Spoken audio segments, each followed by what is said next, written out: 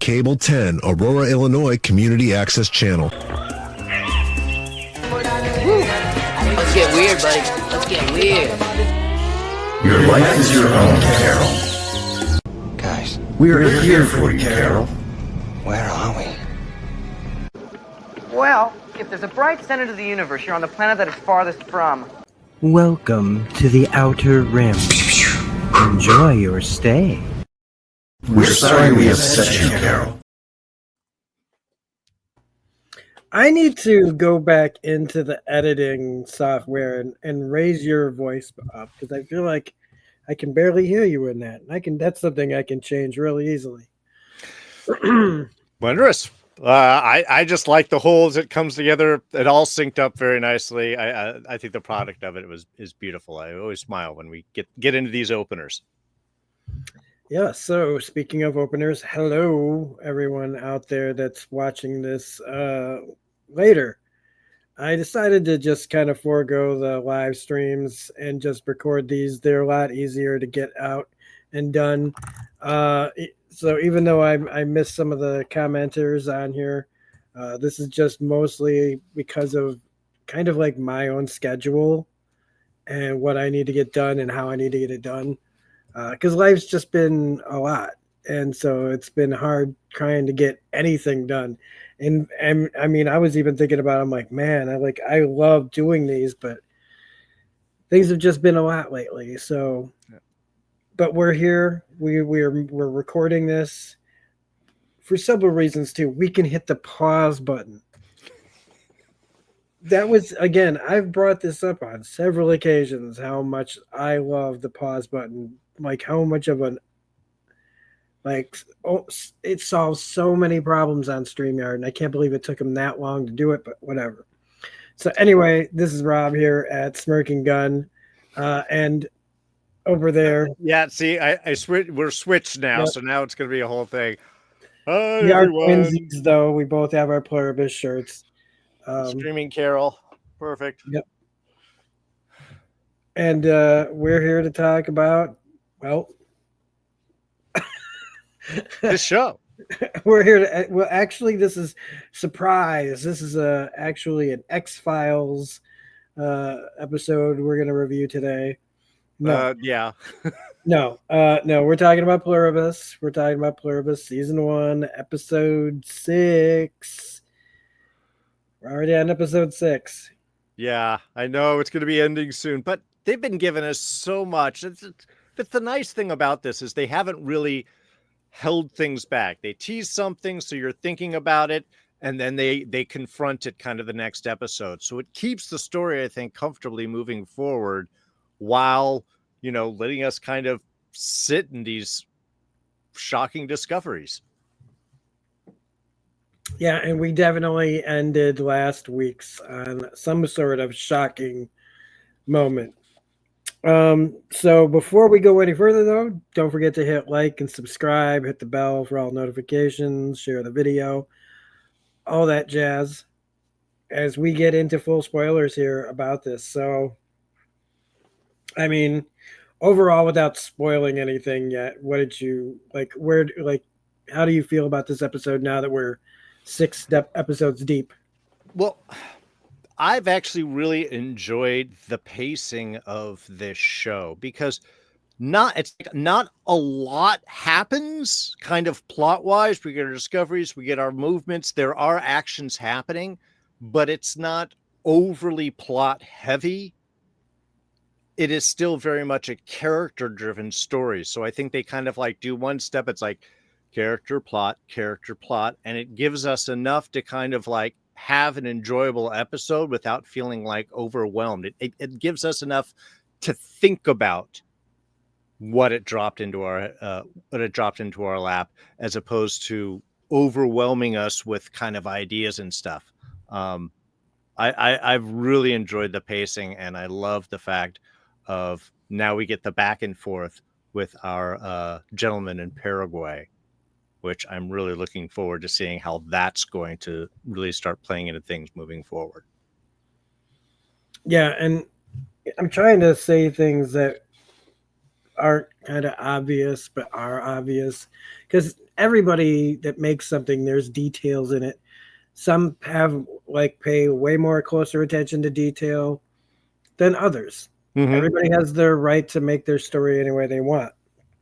But I just love so much of the attention to detail in these episodes, and committing to a long moment of someone doing a task. Yes.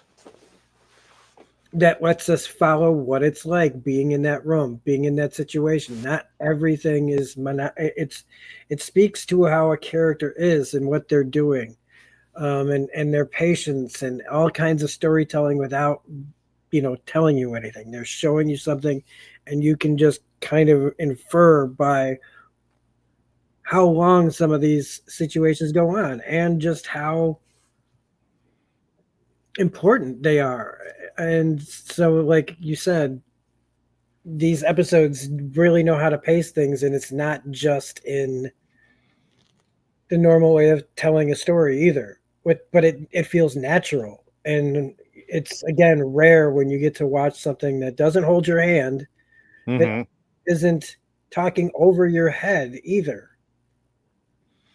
Well, and I think you made a good point right there. Is it really it is paced well enough that you feel like you're living in this world, in these moments with Carol or the other people that we do run into, and that's kind of nice because it does allow those great storytelling and those very human moments. I mean, we'll touch on one of them shortly into this, but it's just one of those moments where it's like, well, we had a shot, a couple of weeks ago when it was just Carol like going back to the door and then having to come back in because she left her keys and had to grab something else. And it was just, you just see the motion through the action, and it feels very real. It feels like we are really in that moment. And I think it's a great choice to really connect us in with the characters and what it's like living in that world.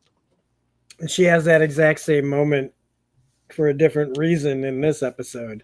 Yeah. Where they just hold. And I love that they hold, and it's not that they're pausing for dramatic effect on something. It's just everything's really deliberate.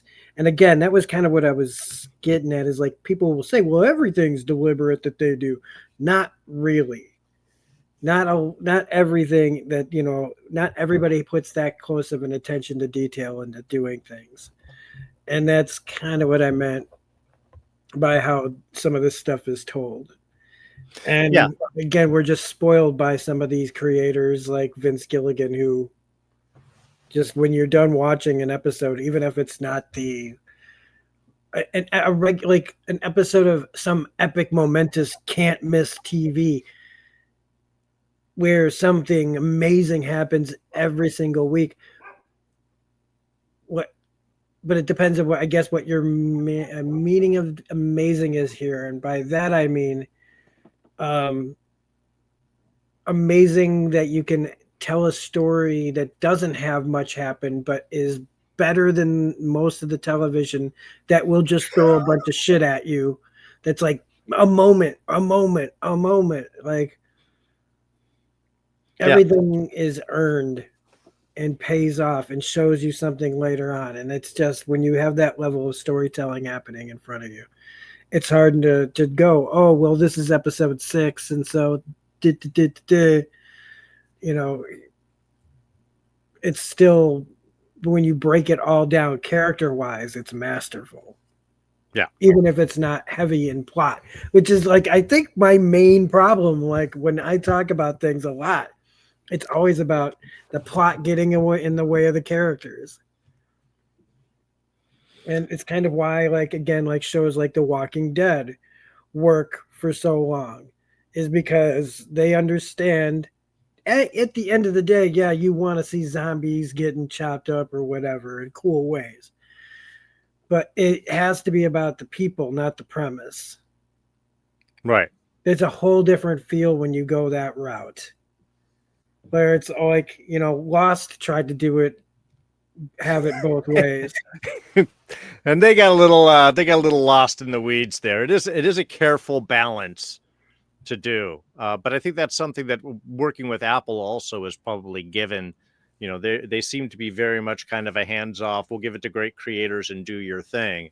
And you're right. Too many shows are busy getting like they want to go from moment to moment. You're right. We got to have the emotional moment, the plot moment, the thing. We got to get there. Go from this one to this one. Keep the jokes running so there's no pauses in between. Where this is like very happy to take its moment before it moves on to the net thing, and he does it very well. There is very much the recurring recording when Carol has to call in is almost Family Guy level of repetitive humor. And it works so well. I mean, one, the actor does an amazing job with his deliverance in a story, and that's all kind of perfect. And it allows you to hear it over and over again. But even in this episode, you can see that she's kind of like waiting, like, come on. And I'm waiting for Carol to be like, okay, you can change your outgoing message now. But it's just that Family Guy level of we're going to repeat the joke over and over again. And it's very hard to make that work. I think a lot of less crafty people try that, and it never works, and it falls flat, and it becomes annoying very quickly. And I think the way that Gilligan is using it is just kind of a perfect way to continually underline the emotion and frustration that Carol is dealing with in her very existence. That's yeah, exactly. It is not meant to be there as this ha ha ha, like you can laugh at it if you find it funny, but it's just it's another way of almost like of tension. Oh yeah.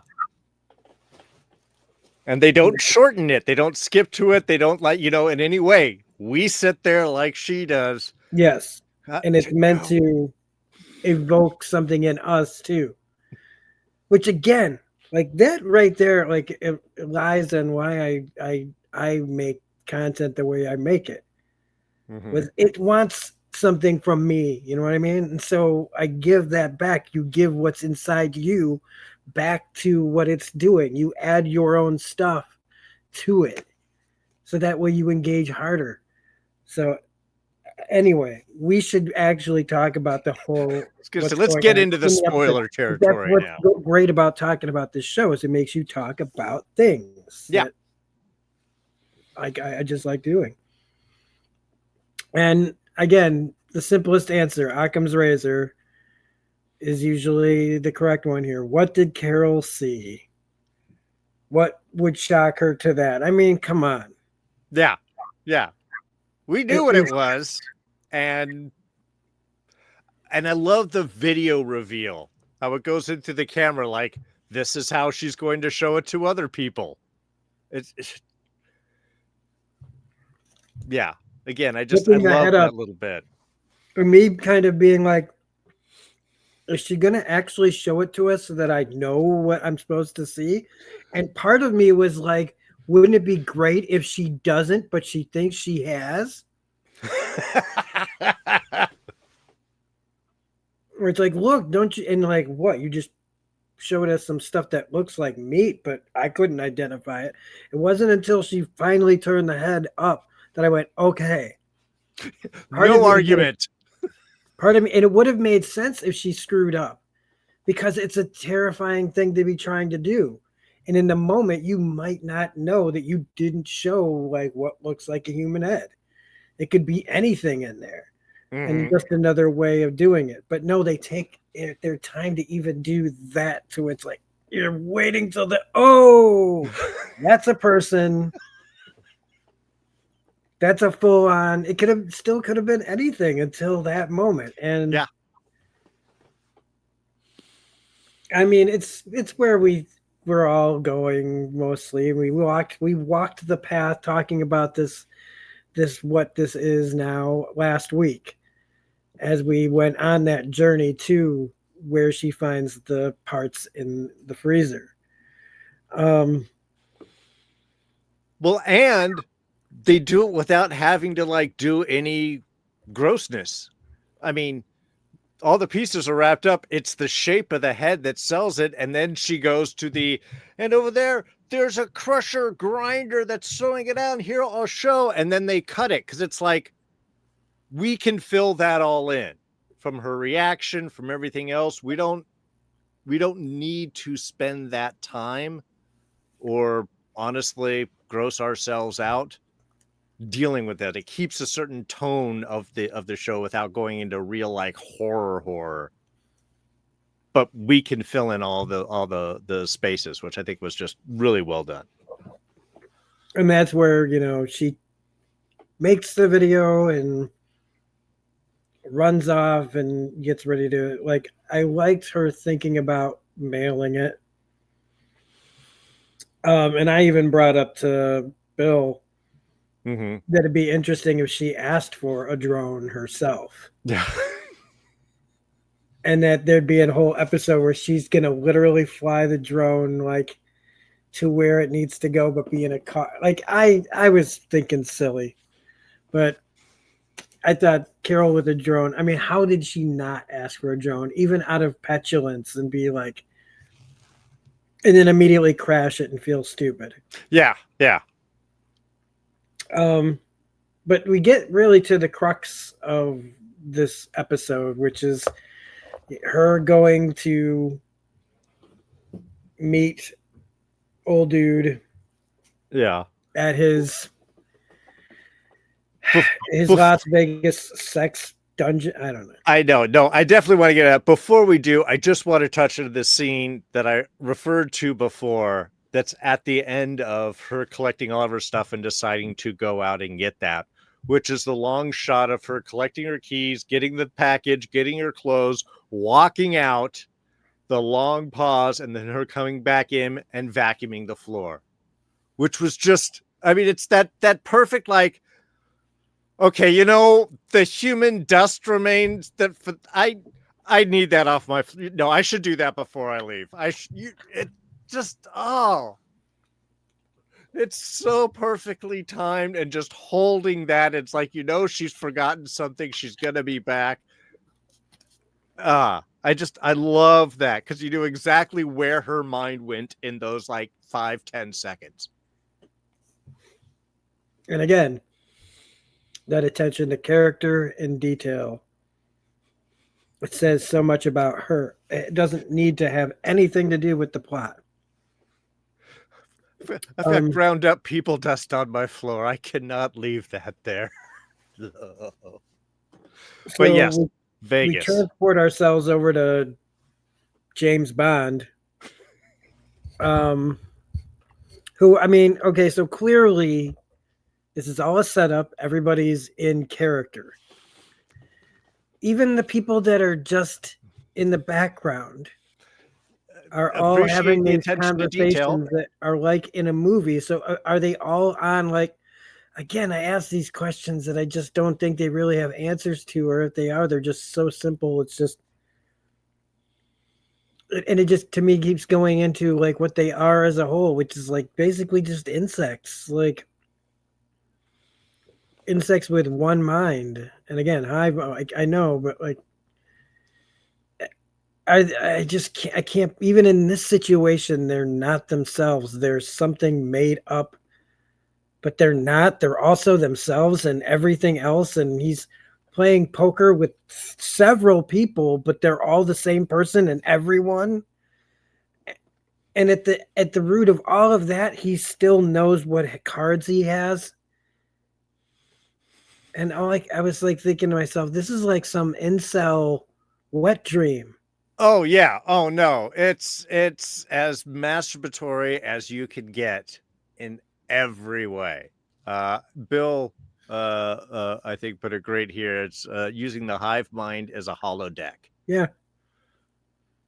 No, it's, and yeah, it does a lot of questions like, okay, so are they themselves, or are they them playing a character that has access to all of these things, because they're all connected, and who actually are they? And yeah, no, it gets very funkified. Is there a script trying to identify it?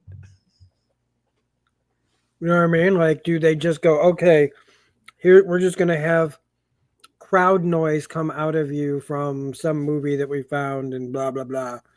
Like, just it's one of the problems with the only problem I guess I would have with a show like this is there's all these things that make my brain go, but what does this mean? What does this mean? Does this mean this? Does this mean that? When it really isn't anything. It's just the simplest thing, which is, yeah, they're on some sort of script that we just don't know. Like, with all their knowledge combined, they have somebody who could literally have a script ready in a second, right? Yeah. Basically like a computer. Blah, blah, blah, blah. And now everybody is just on some weird loop in this place. Like, if you're not directly, like, what are they even doing there if they're not direct? Well, one of the He really is trying to make a movie. One of the observations I've heard about their show is that it's very much a commentary on AI, and in that hive mind kind of sense, I see that it can. I personally think it's hitting on much bigger issues, which we'll touch on more as we go on. But you have to imagine that, in effect, because it is a hive mind, it is in a way a super intelligence kind of format. This is a worldwide computer that is using like 0.00001% of its processing power in the scape of a few hundred people to entertain this one guy. It's like that is such a non-existent resource from a percentage standpoint. Exactly. So it could be like, fine, we're doing this other thing. Whatever, we'll give this guy a few hundred guys and he could do whatever he wants because everybody's happy. They've all got their limbic system all hijacked and are happy to do. They just want you. Honestly, and the whole idea of intercourse with a hive mind is just weird on way too many levels. I mean, how... Is that rape? Is that consensual? Is that where did just? And if if it's with technically everyone in the world, well, even as he's sitting there in the tub after he's got other girls, he's like, "Oh, volunteers." So that means a kid has access to all of that. See, there's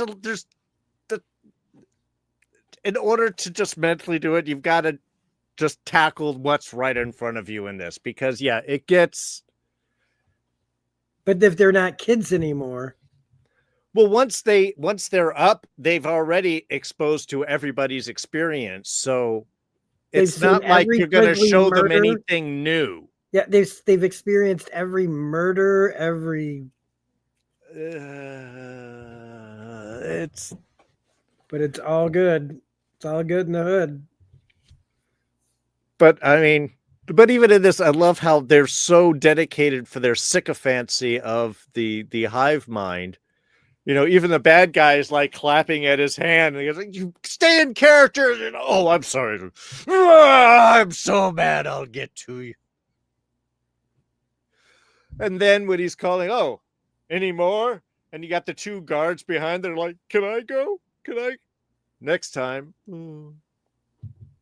It's just, it's all the same. What is, it's so incredibly self-indulgent.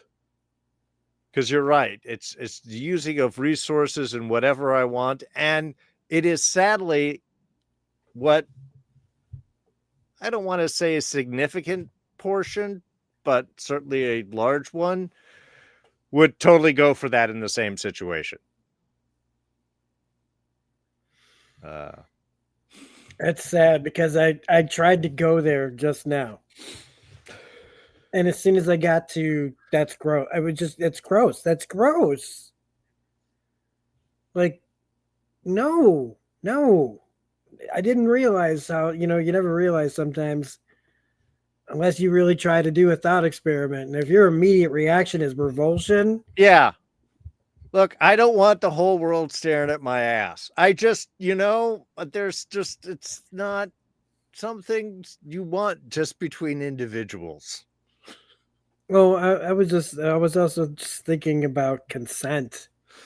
Oh, yeah. Like, No, just the so ethics icky. behind all of this is very, I mean, that's why in a way said- you have to see them as non-human. I just said icky. Oh my gosh. So I got to see John Cena again. Fucking love John Cena, man. That's my note for this one. I fucking love John Cena. John Cena in one of the best versions of a corporate training video I've ever seen. By the end, I was like, oh my God, I've seen so many videos at so many jobs that deal with some kind of similar whatever topic you want to go into. And wow, do we just get a huge exposition dump from Peacemaker himself. All about HDP, human derived protein, which is exactly what, and I mean, they even say it. I love the description of it because they can't lie. It is exactly what it sounds like. Like they cut right to the chase. There's no bullshit here. This is like, again, they don't see any of these things as bad or wrong or whatever. They literally see everything as like a good net positive on every single thing. And so there is part of you that's just kind of like, oh, it's a shame that this isn't just also super creepy and fun. Okay? I like your attitude. I like where your head's at, but like, if this is what it takes, again, it's like kind of one of the questions of like, what if this is what it took? And it's like, and again, going back to individuality and all that of like, is it better if we destroy ourselves, but we did it our way? Or is it better to be destroyed by something else that still kind of ends up in the same result? Most people are dead. It's a very friendly justification for cannibalism. Oh yeah. Oh well, we can't do this. We can't, like, they can't even pick fruit and shit. It's just like what she says. What, they just fucking learn when they learn pick a goddamn apple, okay? Pick a fucking apple. Are you kidding me? Like, that's such a fucking bullshit. Like, that one really actually spun me for a second because it was like, wait, didn't they just say like they couldn't do this, but now they're turning towards fruit off a tree from a plant? Like, that, no, we can't even do that. Like, we can't harvest wheat. We just have to wait for the shit to just be done. Like, that's, they're like, yeah. Well, see, they remind me of the monks that would like light themselves. Like, and I'm not saying that kind of protest wasn't impactful and shit like that, but like, oh my goodness. Well, and I mean, one couple of beautiful things, how they have this wonderful video presented to completely undercut all of this discovery and effort and work that Carol's been going in. It's like, I've got the answer. I'm going to go in. And it's like, oh yeah, John Cena already explained that to me. Yeah. Yeah. It's unfortunate, but what are you going to do? It's like, I mean, it just, again, the frustration that Carol runs into, like at every stage, practically constantly undercut. And the idea that as she travels, there's this giant bubble of people not there, that they're staying a particular distance away as she travels and moves. Oh my gosh, right? You're about to have a visitor. They all just bail. Vegas has to empty before Carol gets here. The faux pas in the hot tub though, as the maid was about to get down. Even though again they're all the same person, I guess they were like, one more, maybe you like this. He's a libertine individual, yeah. But they get out of that having to acknowledge that situation by Carol's imminent arrival.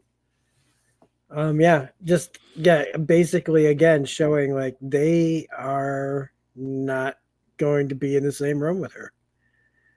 It's pretty cool, like how they've committed to that part of the story, and it's not resolved easily. And that is really the point of this scene, I think, is like the John Cena stuff is all hilarious, and we are getting valuable information confirmed to us. Sure. But the real heart of this is her finding out that everyone knows everything and she didn't. They all talk and they all got this information already. He's there with it. Because didn't he say he was with John Cena at the time? Yeah. Yeah. Like doing some move that I think apparently he doesn't even do in WWE. This is from someone else telling me this, that whatever thing he was doing isn't something that Cena actually does as a move. But anyway, the point being, though, that they all communicate. They all have their concerns. They just leave her out. And that there's a moment. It's like the Ralph Wiggum heartbreak. Oh, yeah. Where this is where you can see the exact moment his heart breaks. Is there's this little moment of Carol's that she tries to hide that says that this doesn't bother me, but it fucking hurts. Yeah. Her heart broke. Her even what small heart she has. That like everyone hates me. This is the level, and they all know all of this stuff. And here I am, like carrying on, and to the point where, you know, like a little bit later when she tries to do it again, where she's like, oh, I'm going to stay in one of the suites, and like, oh, ha, ha, ha, I'm just messing with you. But it's like, I don't think she was messing with him. I think she said it and then gauged his response and then backpedaled. Yeah. I mean, I kind of saw it the other way as I wonder if she was serious, and then I think she had already decided, like, yeah, none of you want me around. I'm not going to do it. But honestly, it works because it could go either way with Carol. She's smart and she's observant. And I did love that his response when he was on the phone with whomever, I'm assuming the Hive, but he was just like, she's just so lonely. It's like, yeah, she really is. She's really alone because you guys have gotten rid of her. You don't include her in Zoom calls. And I love, it's been 10 days, but they're like, oh yeah, we meet Tuesdays and Fridays. Dude, it's barely been a week since you all met. You already have a schedule? It's so fucked up. Now, granted, like, would I want to hang out with these people? Probably not. But it's that you have been singled out. There's 11 people in the world and none of them want to talk to you. Exactly. That's just so wrong. And she doesn't even have the cute pirate chick, who I guess misses her, but can't be around right now. I love the idea of, like, again, it's like a cyst. Only if I'm Zosia, man, I gotta be worried about, like, what's next, man? Carol gonna set her on fire next time they meet? Like, I mean, that is a fair concern. I don't think the grenade was her fault, but the drugging definitely was. So we get the information that, yeah, everybody's eating, drinking people. And apparently, however big you are is how much people you need to eat. Do you think, know, like, your people percentage? They always have them in these great little containers. I love, but they're also, are they flavored? can you have chocolate person, strawberry person, whole milk person? Because they have different containers, or are they literally just using whatever? That's what it is, right? Is they're just literally using whatever package is there. Why would they care for a flavor? Yeah, it doesn't matter. Like, but they're still printing out anyway. They're just using what there was already probably a ton of. But we now also know that they know about a shortage that is going to happen because of how they operate, where most of the world's population is going to die anyway within 10 years. Yeah, it is unsustainable, which is what I was kind of curious about. I think we had talked about this in previous discussions. Like, how is this going to actually work out long term? And that's how it works out. There is no long term. Because even when they're talking about so many people die naturally every day or year and what we can access, well, as the population drops, that number is going to drop too. It's all proportional until you're not going to have enough people to go around and pick up all the fruit and do whatever. So, this basically destroys. I mean, if humanity can survive, I mean, and how does it survive if you can't? How can you survive if you can't frickin' pick fruit? You're just waiting for the guy next to you to die. There is no tree. Yeah. Can't shake the tree to see if they'll fall. No, because it's. Yeah. No, I mean, in a way, it's excellent because it proves that, like a virus, and what I think the purpose of the infection is to get them to build another giant transmitter to send this virus back out. And once that does, the rest of humanity isn't important. Maybe a small maintenance hive mind that can sustain on, apples, a bunch of farms in the area or some shit. But ultimately, even that can die out if you find some way to make, sustainable power. So this is great because in reality, Carol does have to save humanity. Because certainly from the other 11, they don't care. They're fine with the way things are. They get their holodeck sex dungeon,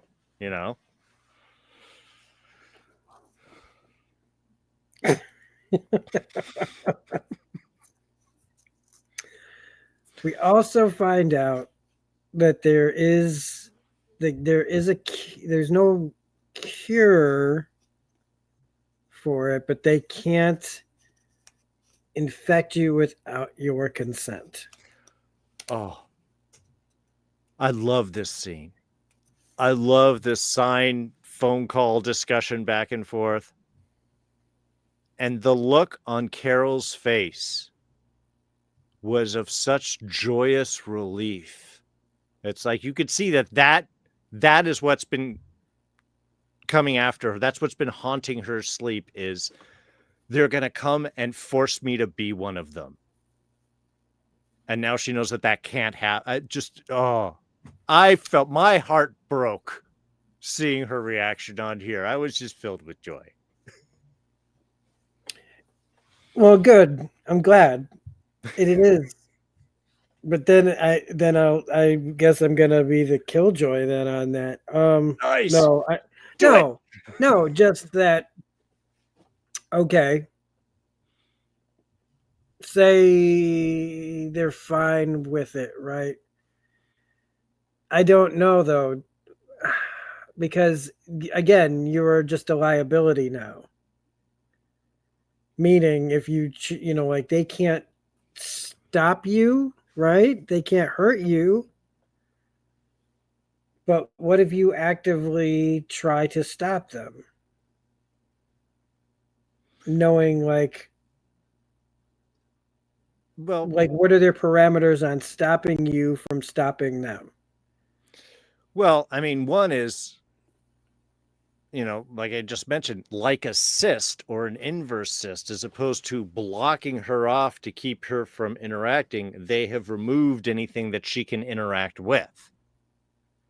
So if she can't get close to one of them, she can't do anything to them. And yeah, now they got to worry about, does she get to missiles or things like that? And what's the danger or issue with that? But I think, again, this is like the stage 1 of isolating, or the stage 2 or 3. Because first it's like, let's just make you happy. And you'll accept us and you won't be a problem. You won't be a threat to us. They tried that with Carol to a certain extent. Then she actually physically lashed out and affected them. So then they have to go to the next stage of, okay, now we just can't interact with them because we can't stop her. So what we could do is not interact. The only other thing that they could do is try to psychologically convince one of the other survivors to do it for them. Carol's a threat to us all. She wants to take this away. They can do it without being aggressive. I think that's the one that we have to, is because that person could then get a sample from her to turn them in or anything, or kill her, or do something else that they can't to isolate her.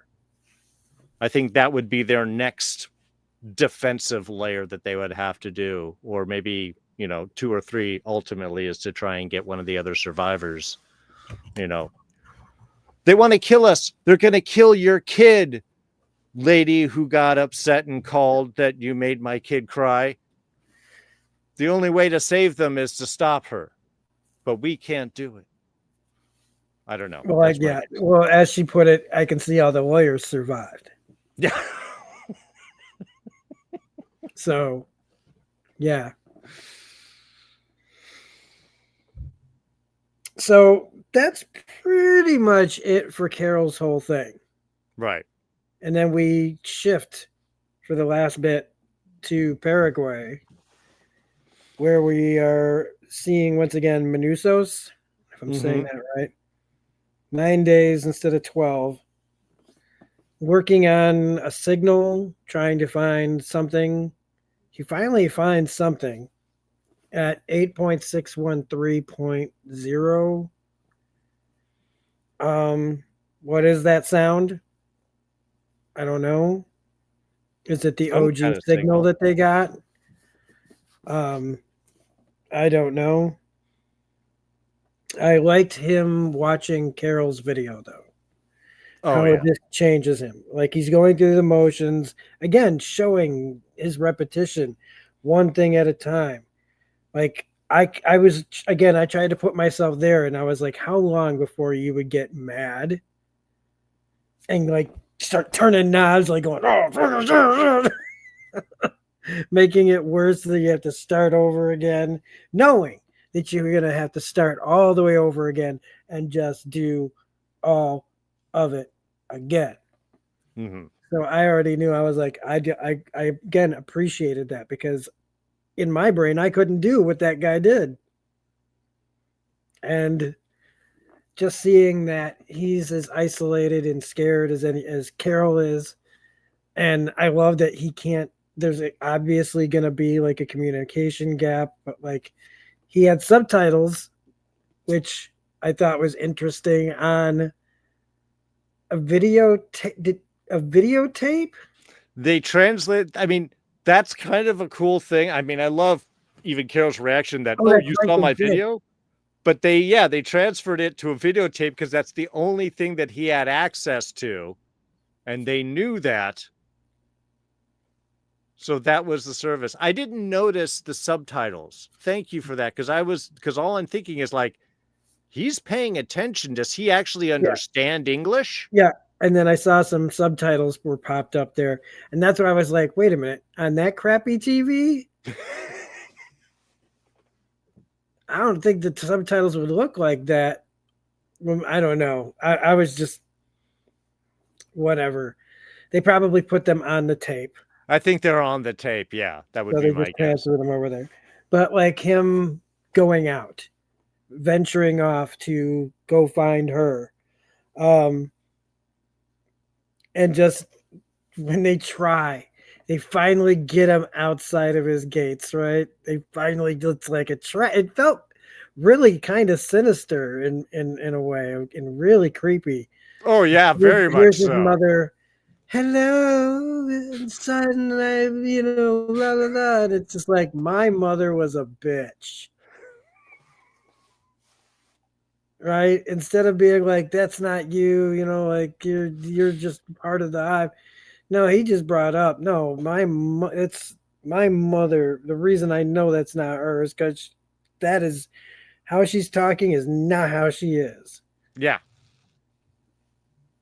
And that puts it towards anybody. That woman with their kid that she, I think, she's in denial. I think deep down she knows that her son isn't her son, but it's her son, and so she can't let it go because it's her son. It's like, but deep down she knows that none of these people, like she could. I think we're gonna start seeing, like again with the dude here at the end. Mm-hmm. I think they're all gonna start, hopefully, coming more towards Carol's side, and maybe what Carol needs to do is start letting this group of people that she has only 11 of them with to form real bonds with other people that she might have to learn the language of and other things, and I think that this is an actual, like, this is a big step forward, I think, for Carol. And again, it's not moving the plot around, but who cares about the plot? Honestly, it's just a thing that's there, and it's what's caused everything. But in the end, if this is a way for the most miserable woman in the world to finally come out and be her full self, I think that that's what this real journey is about.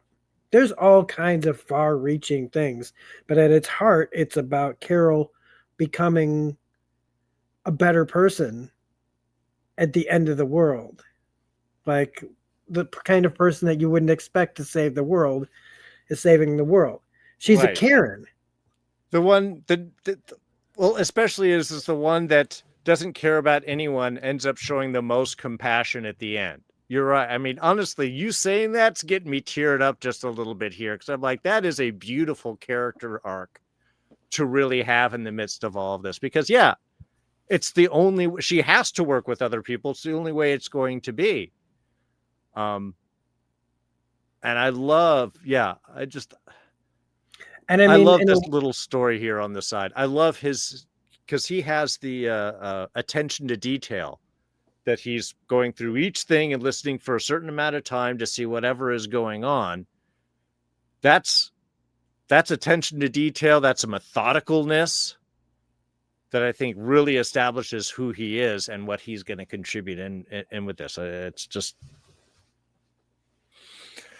sorry, I'm gushing. No, but there's another way to look at this as well, is where the isolation of when you're somebody who's outside of a cult and you're trying to reach people that can't be reached, and that isolation, like, again, I feel it out here when you're around a bunch of people that are that have drank all the Kool-Aid. Mm-hmm. And that feeling of like that you are the person that you were, but now you're all messed up with something else that is taking you completely over.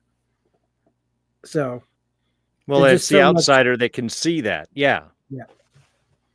And so once again, we weren't talking forever about this, but we found every week there's more to discuss than just what's happening right in front of you on the show. And that's where do you have anything else? No, I think we cut all of it. I did love the idea that it was his mom that was dropping off the food the whole time. And the fact that she was a bitch, and that's why he knows that it's not her. It's like, again, it all makes sense when you get these little bits of information.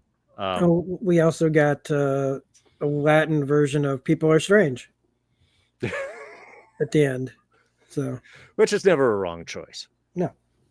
So again, thanks for watching, everybody. If you made it this far, don't forget to hit like, subscribe if you're not already a subscriber.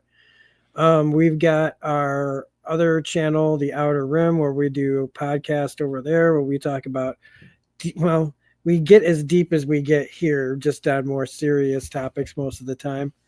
Other than that, we will see you next week for episode 7, which will be the penultimate of the season. I think, right? 8 episodes. I honestly didn't even look how many episodes. I haven't. didn't want to be cheated. Hang on. This is where I'm just gonna. Okay, so yeah, I guess we get 9 episodes for the first season. So we've still got 3 episodes to go. So next week is not the penultimate episode. The series has been commissioned for at least 2 seasons, so more episodes are expected in the future. So, yep, that's all. So we will be back next week with episode 7. Same bat time, same bat channel, somewhere around the 9 o'clock, 9:30 area, Central Standard Time. So with that, Darren, I will see you next week. All right, looking forward to it. Bye, everyone. Bye. Ba ba ba bum. Ba bum bum bum bum bum bum bum bum bum bum bum bum bum bum bum bum bum ba ba ba bum.